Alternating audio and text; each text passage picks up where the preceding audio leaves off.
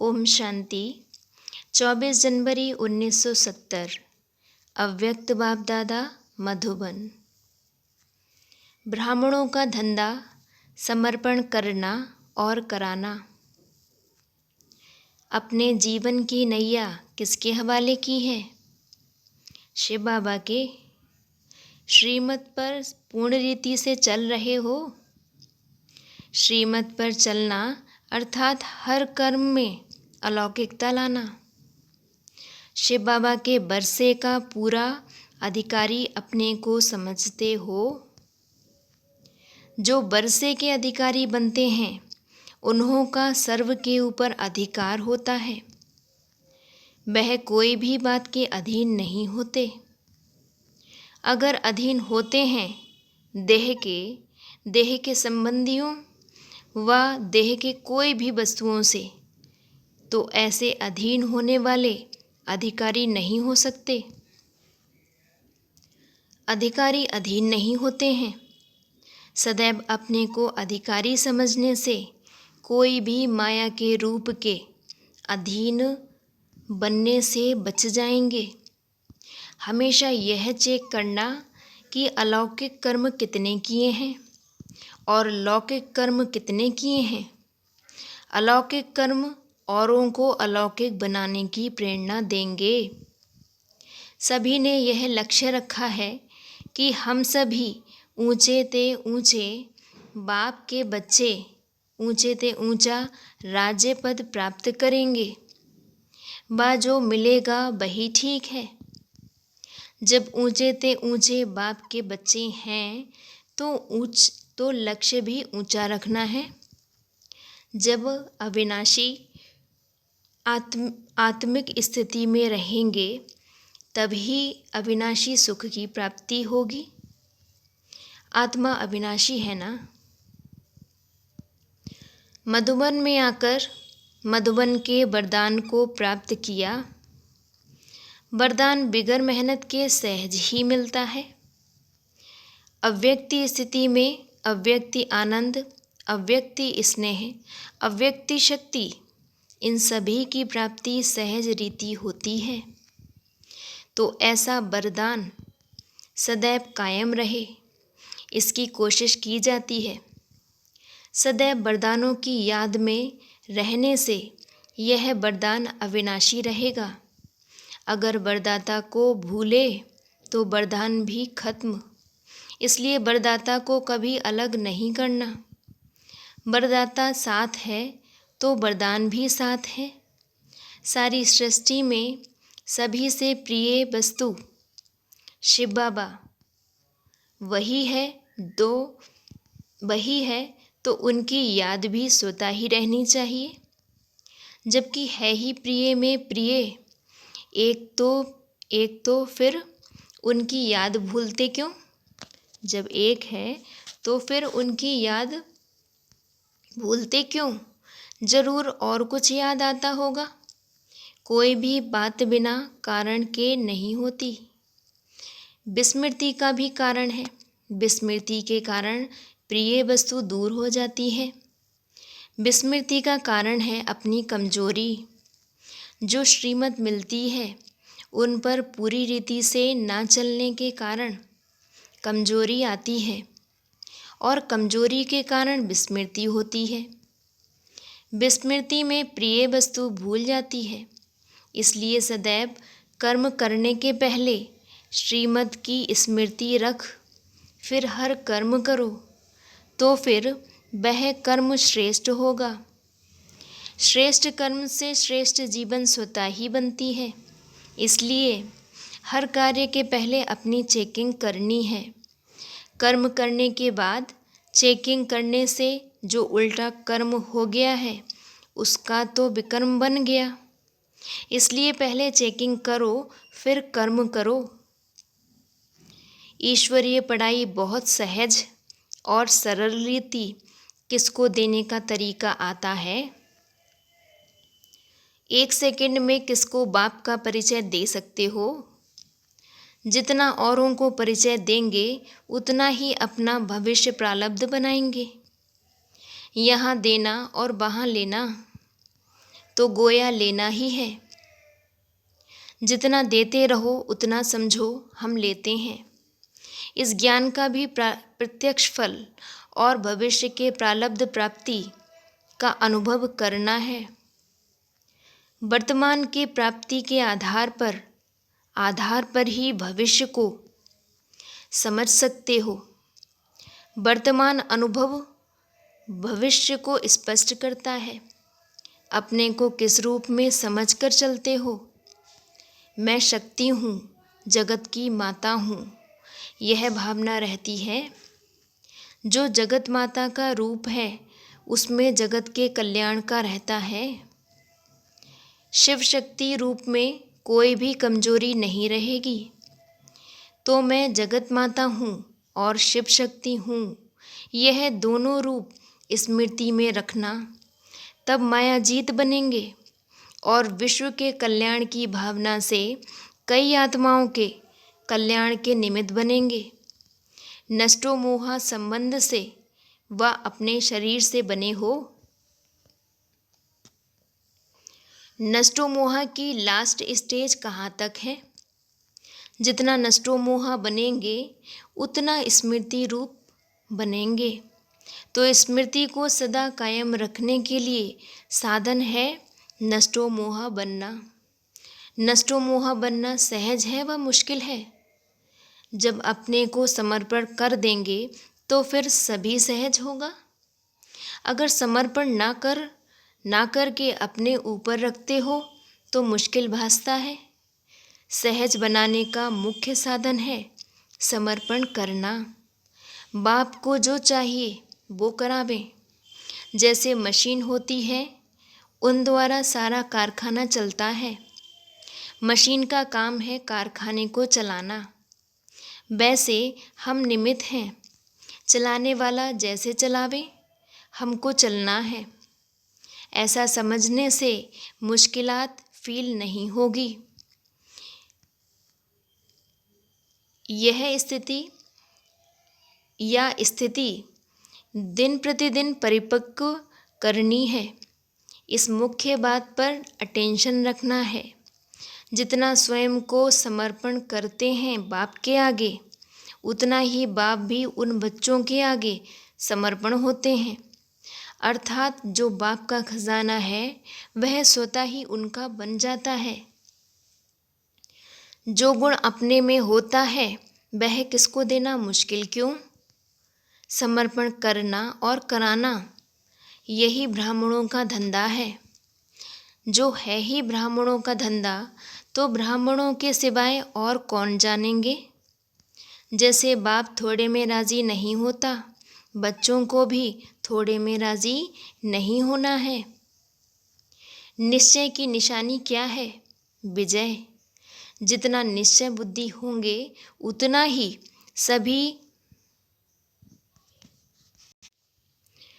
सभी बातों में विजयी होंगे। निश्चय बुद्धि की कभी हार नहीं होती। हार होती है तो समझना चाहिए कि निश्चय की कमी है।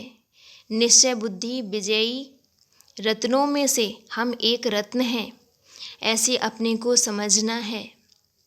विघ्न तो आएंगे, उन्हों को खत्म करने की युक्ति है।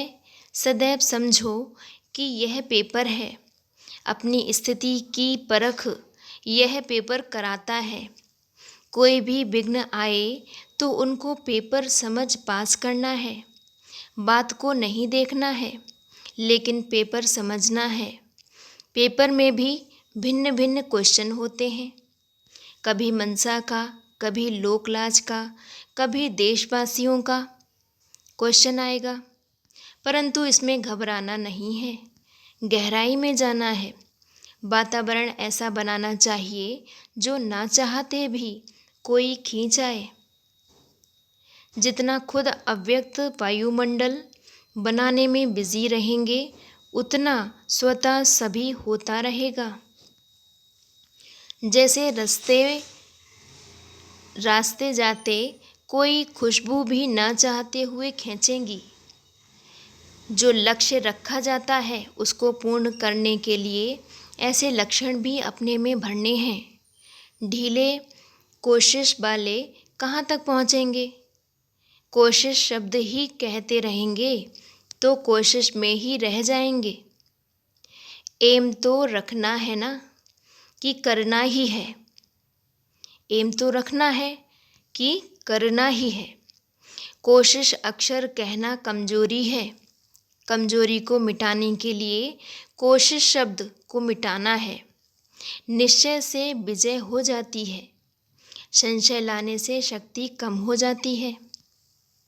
निश्चय बुद्धि बनेंगे तो सभी का सहयोग भी मिलेगा।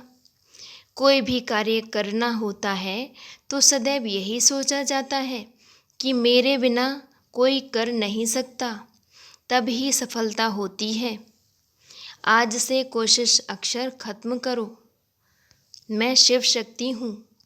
शिव शक्ति सभी कार्य कर सकती है। शक्तियों की शेर पर सवारी दिखाते हैं। किस भी प्रकार माया शेर रूप में आए, डरना नहीं। शिव शक्ति कभी हार नहीं खा सकती। अभी समय ही कहाँ है। समय के पहले अपने को बदलने से 1 का लाख गुणा मिलेगा। बदलना ही है तो ऐसे बदलना चाहिए। याद आता है कि अगले कल्प भी वर्षा लिया था। अपने को पुराना समझने से वह कल्प पहले की स्मृति आने से पुरुषार्थ सहज हो जाता है, क्योंकि निश्चय रहता है कल्प पहले भी मैंने लिया था, अब भी लेकर छोड़ेंगे। कल्प पहले की स्मृति शक्ति दिलाने वाली होती है। अपने को नए समझेंगे तो कमजोरी के संकल्प आएंगे। पा सकेंगे व नहीं, लेकिन मैं हूँ ही कल्प पहले वाला। इस स्मृति से शक्ति आएगी। सदैव अपने को हिम्मतवान बनाना चाहिए। हिम्मत हारना नहीं चाहिए। हिम्मत से मदद भी मिलेगी। हम सर्वशक्तिवान बाप के बच्चे हैं। बाप को याद किया, यही हिम्मत है। बाप को याद करना सहज है व मुश्किल सहज करने में सहज हो जाता है। यह तो मेरा कर्तव्य ही है, फर्ज है। क्या करूं, यह संकल्प आने से मुश्किल हो जाता है। कभी भी अपने अंदर कमज़ोर संकल्प को नहीं रहने देना। अगर मन में कमज़ोर संकल्प उत्पन्न भी हो जाएं, तो उनको वहाँ ही खत्म कर शक्तिशाली बनाना है। अब तक भी अगर कोशिश करते रहेंगे तो अव्यक्त कशिश का अनुभव कब करेंगे? जब तक कोशिश है तब तक अव्यक्ति कशिश अपने में नहीं आ सकती है। यह भाषा ही कमजोरी की है। सर्वशक्तिमान बाप के बच्चे यह नहीं कह सकते। उनके संकल्प वाणी सभी निश्चय के होंगे। ऐसी स्थिति बनानी है। सदैव चेक करो कि संकल्प रूपी फाउंडेशन मजबूत है। तीव्र पुरुषार्थी की चलन में यह विशेषता होगी। जो उनके संकल्प वाणी कर्म तीनों ही एक समान होंगे। संकल्प ऊंच हो और कर्म कमजोर हो तो उनको तीव्र पुरुषार्थी नहीं कहेंगे। तीनों की समानता चाहिए। सदैव यह समझना चाहिए जो कि माया कभी कभी अपना रूप दिखाती है, यह सदैव के लिए विदाई लेने आती है। विदाई के बदले निमंत्रण दे देते हो। सदैव शिव बाबा के साथ हूँ, उनसे अलग होंगे ही नहीं तो फिर कोई क्या करेंगे? कोई बिजी रहता है तो फिर तीसरा डिस्टर्ब नहीं करता है। समझते हैं तंग करने वाला कोई नहीं आए तो एक बोर्ड लगा देते हैं। आप भी ऐसा बोर्ड लगाओ तो माया लौट जाएगी। आने का स्थान ही नहीं मिलेगा। कुर्सी खाली होती है तो कोई बैठ जाता है। माताओं के लिए तो बहुत सहज है, सिर्फ बाप को याद करना बस। बाप को याद करने से ज्ञान आपे ही इमर्ज हो जाता है। बाप को जो याद करता है उनको हर कार्य में मदद बाप की मिल जाती है। याद की इतनी शक्ति है, जो अनुभव यहाँ पाते हो वह वहाँ भी स्मृति में रखेंगे तो अविनाशी बन जाएंगे। बुद्धि में बार बार यही स्मृति रखो कि हम परमधाम निवासी हैं। कर्तव्य अर्थ यहाँ आए हैं, फिर वापस जाना है। जितना बुद्धि को इन बातों में बिजी रखेंगे तो फिर भटकेंगे नहीं। ज्ञान भी किसको युक्ति से सुनाना है, सीधा ज्ञान सुनाने से घबरा जाएंगे। पहले तो ईश्वरीय स्नेह में खींचना है। शरीरधारी को चाहिए धन, बाप को चाहिए मन, तो मन को जहाँ लगाना है वहाँ हो लगा रहे और कहाँ प्रयोग ना हो। योग युक्त अव्यक्त स्थिति में रहे। 2 बोल बोलना भी भाषण करना ही है। 1 घंटे के भाषण का सार 2 शब्द में सुना सकते हो।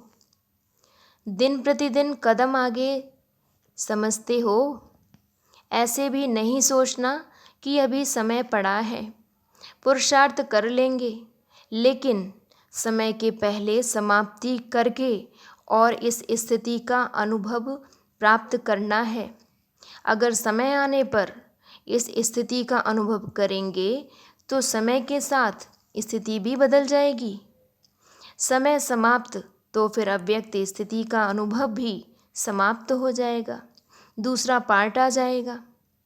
इसलिए पहले से ही अव्यक्त स्थिति का अनुभव करना है। कुमारियाँ दौड़ने में तेज होती हैं, तो इस ईश्वरीय दौड़ में भी तेज जाना है। फर्स्ट आने वाले ही फर्स्ट के नज़दीक आएंगे। जैसे साकार फर्स्ट गया है ना। लक्ष्य तो ऊंचा रखना है। लक्ष्य संपूर्ण है तो पुरुषार्थ भी संपूर्ण करना है, तभी संपूर्ण पद मिल सकता है। संपूर्ण पुरुषार्थ अर्थात सभी बातों में अपने को संपन्न बनाना बड़ी बात तो है नहीं। जानने के बाद याद करना मुश्किल होता है। क्यों? जानने को ही नॉलेज कहा जाता है। अगर नॉलेज लाइट और माइट नहीं मिलती नहीं है, अगर नॉलेज लाइट और माइट नहीं है तो वह नॉलेज ही किस काम की? उनको जानना नहीं कहा जाएगा। यही जानना और करना एक है। औरों में जानने और करने में फ़र्क होता है। नॉलेज वह चीज़ है जो वह रूप बना देती है। ईश्वरीय नॉलेज क्या रूप बनाएगी? ईश्वरीय स्थिति। तो ईश्वरीय नॉलेज लेने वाले ईश्वरीय रूप में क्यों नहीं आएंगे? थ्योरी और चीज़ है, जानना अर्थात बुद्धि में धारण करना और चीज़ है। धारणा से कर्म ऑटोमेटिकली हो जाता है। धारणा का अर्थ ही है उस बात को बुद्धि में समाना। जब बुद्धि में समा जाते हैं तो फिर बुद्धि के डायरेक्शन अनुसार कर्मेंद्रियाँ भी वह करती हैं। नॉलेजफुल बाप के हम बच्चे हैं और ईश्वरीय नॉलेज की लाइट माइट हमारे साथ है, ऐसे समझकर चलना है। नॉलेज को सिर्फ सुनना नहीं लेकिन समाना है। भोजन खाना और चीज़ है, हजम करना और चीज़ है। खाने से शक्ति नहीं आएगी, हजम करने से शक्ति कहाँ से आ जाती है? खाए हुए भोजन को हजम करने से ही शक्ति रूप बनता है। शक्तिवान बाप के बच्चे और कुछ कर ना सकें, यह हो सकता है? नहीं तो बाप के नाम को भी शर्माते हैं। सदैव यही एम रखनी चाहिए, हम ऐसा कर्म करें जो मिसाल बन जाए, बन दिखाए। इंतज़ार में नहीं रहना है लेकिन एग्जाम्पल बनना है। बाप एग्जाम्पल बनाना। अपने घर में आए हो, यह समझते हो जब कोई भटका हुआ अपने घर जाता है तो जैसे विश्राम मिल जाता है, तो यहाँ विश्राम की भासना आती है। स्थान मिलने से विश्राम की स्थिति हो जाती है। सदैव विश्राम स्थिति में समझो। भल कार्य अर्थ जाओ तो भी यह स्थिति का अनुभव साथ ले जाना। इसको साथ रखेंगे तो फिर कितना भी कार्य करते हुए स्थिति विश्राम की रहेगी। विश्राम अवस्था में शांति सुख का अनुभव होता है। अपने में जब शक्ति आ जाती है तो फिर वातावरण का भी असर अपने पर नहीं होता, लेकिन हमारा असर वातावरण पर रहे। सर्वशक्तिवान वातावरण है या बाप, जबकि सर्वशक्तिवान बाप के बच्चे हो तो फिर वातावरण आपसे शक्तिशाली क्यों नहीं। अपनी शक्ति भूलने से ही वातावरण का असर होता है। जैसे डॉक्टर कोई भी बीमारी वाले पेशेंट के आगे जाएगा तो भी उनको असर नहीं होगा, वैसे ही अपनी स्मृति रख कर सर्विस करनी है। अब यह अपने में शक्ति रखो कि हमें वातावरण को बनाना है ना कि वातावरण हमको बनावे। युगल होते हुए भी अकेली आत्मा की स्मृति में रहते हो। आत्मा अकेली है ना। अगर आत्मा को संबंध में आना भी है तो किसके? सर्व संबंध किससे हैं? एक से। तो एक से दो भी बनना है, बाप और बच्चे। तीसरा कोई संबंध नहीं। सर्व संबंध को एक से जोड़ना है। एक से दूसरा शिव बाबा। इस स्थिति को ही उच्च स्थिति कहा जाता है। तीसरी कोई भी चीज़ देखते हुए देखने में ना आए। अगर देखना है तो भी एक को बोलना भी उनसे। ऐसी स्थिति रहने से ही मायाजीत बनेंगे। जो मायाजीत बनते हैं वह जगतजीत बन जाते हैं। यह शुद्ध स्नेह सारे कल्प में एक ही बार मिलता है। ऐसे स्नेह को हम पाते हैं। यह सदैव याद रखना है। जो कोई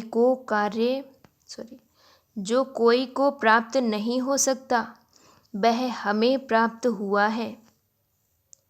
इसी नशे और निश्चय में रहना है। दिल्ली में नाम वाला होना भारत में नाम वाला होना है। इतनी जिम्मेवारी दिल्ली वालों को उठानी है।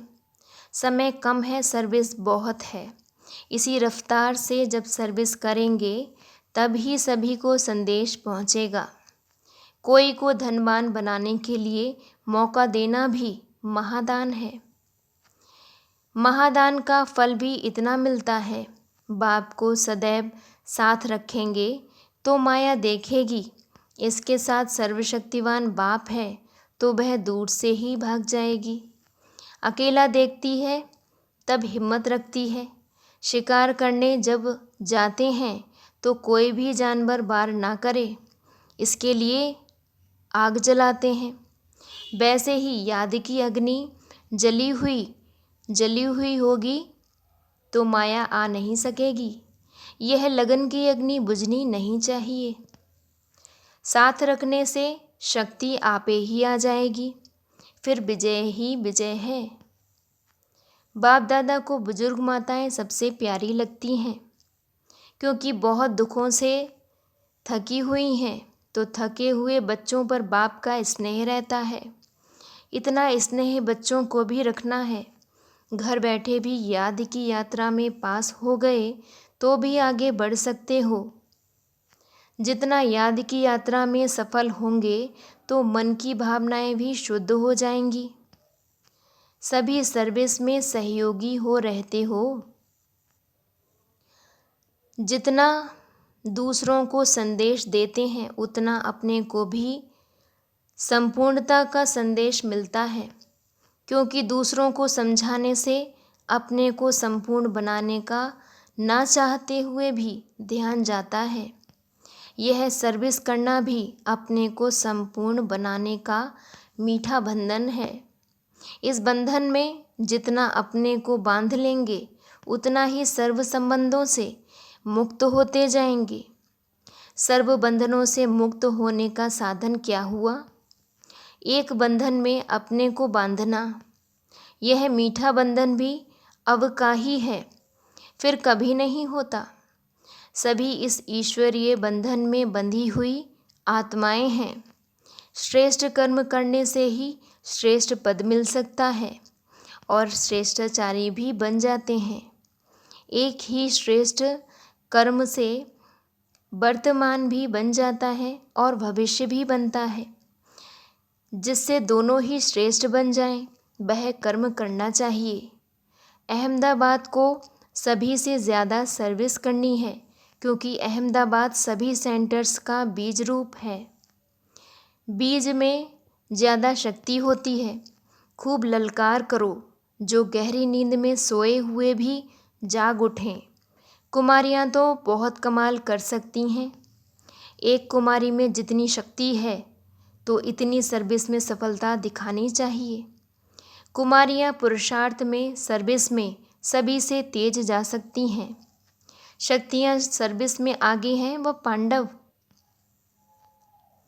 अपना यादगार है, हम कल्प पहले वाले पांडव हैं। कितने बार पांडव बने हो? जो अनगिनत बार होती है वह पक्की याद रहती है ना। यह स्मृति रहेगी तो फिर कभी भी विस्मृति नहीं होगी। कल्प पहले भी हम ही थे, अब भी हम ही हैं। यह नशा और निश्चय रखना है। हम ही हकदार हैं। किसके? ऊंचते ऊंच बाप के। यह याद रहने से फिर सदैव एकरस अवस्था रहेगी। एक की याद में रहने से एकरस अवस्था होगी। अव्यक्त में सर्विस कैसे होती है यह अनुभव हो जाता है। अव्यक्त में सर्विस का साथ कैसे रहता है यह भी अनुभव होता है। जो वायदा किया है कि स्नेही आत्माओं के हर सेकंड साथ ही हैं, ऐसे सदैव साथ का अनुभव होता है। सिर्फ रूप बदला है लेकिन कर्तव्य वही चल रहा है। जो भी स्नेही बच्चे हैं उन्हों के ऊपर छत्र रूप में ज़रूर आता है। छत्र छाया के नीचे सभी कार्य चल रहा है, ऐसी भासना आती है। व्यक्त से अव्यक्त, अव्यक्त से व्यक्त में आना, यह सीढ़ी उतरना और चढ़ना जैसे आदत पड़ गई है। अभी अभी वहाँ, अभी अभी यहाँ, जिसकी ऐसी स्थिति हो जाती है, अभ्यास हो जाता है, उसको यह व्यक्त देश भी जैसे अव्यक्त भासता है। स्मृति और दृष्टि बदल जाती है। सभी एवर रेडी बनकर बैठे हुए हो, कोई भी देह के हिसाब किताब से भी हल्का। वतन में शुरू में पक्षियों का खेल दिखलाते थे, पक्षियों को उड़ाते थे। वैसे यह आत्मा भी पक्षी है, जब चाहे तब उड़ सकती है। वह तब हो सकता है जब अभ्यास हो। जब खुद उड़ता पक्षी बने तब औरों को भी 1 सेकंड में उड़ा सकते हैं। अभी तो समय लगता है। अपरोक्ष रीति से वतन का अनुभव बताया। अपरोक्ष रूप से कितना समय वतन में साथ रहते हो। जैसे इस वक्त जिसके साथ स्नेह होता है वह कहाँ विदेश में भी है तो उनका मन ज़्यादा उस तरफ रहता है। जिस देश में वह होता है उस देश का वासी अपने को समझते हैं। वैसे ही तुमको अब सूक्ष्म वतन वासी बनना है। सूक्ष्म वतन को स्थूल वतन में इमर्ज करते हो व खुद को सूक्ष्म वतन में साथ समझते हो। क्या अनुभव है? सूक्ष्म वतनवासी बाप को यहाँ इमर्ज करते हो व अपने को भी सूक्ष्म वतनवासी बनाकर साथ रहते हो। बाप दादा तो यही समझते हैं कि स्थूल वतन में रहते भी सूक्ष्म वतनवासी बन जाते।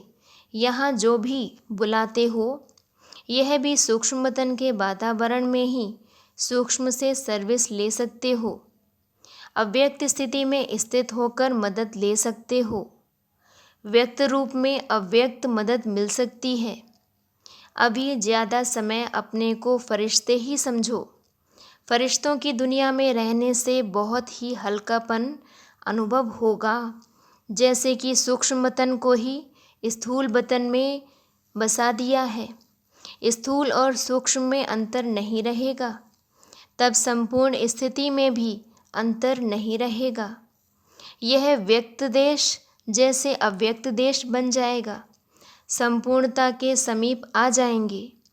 जैसे बाप दादा व्यक्त में आते भी हैं तो भी अव्यक्त रूप के अव्यक्त देश के अव्यक्ति प्रवाह में रहते हैं, वही बच्चों को अनुभव कराने के लिए आते हैं। ऐसे आप सभी भी अपने अव्यक्त स्थिति का अनुभव औरों को कराओ। जब अव्यक्त स्थिति की स्टेज संपूर्ण होगी, तभी अपने राज्य में साथ चलना होगा। एक आँख में अव्यक्त संपूर्ण स्थिति, दूसरी आँख में राज्य पद ऐसे ही स्पष्ट देखने में आएंगे जैसे साकार रूप में दिखाई पड़ता है, बचपन रूप भी और संपूर्ण रूप भी। बस यह बनकर फिर यह बनेंगे, यह स्मृति रहती है। भविष्य की रूपरेखा भी जैसे संपूर्ण देखने में आती है। जितना जितना फरिश्ते लाइफ के नज़दीक होंगे, उतना उतना राजपद को भी सामने देखेंगे, दोनों ही सामने। आजकल कई ऐसे होते हैं जिनको अपने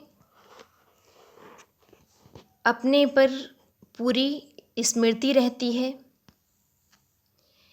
तो यह भविष्य भी ऐसे ही स्मृति में रहे, यह बनना है। वह भविष्य के संस्कार इमर्ज होते रहेंगे, मर्ज नहीं इमर्ज होंगे। अच्छा जी, ओम शांति।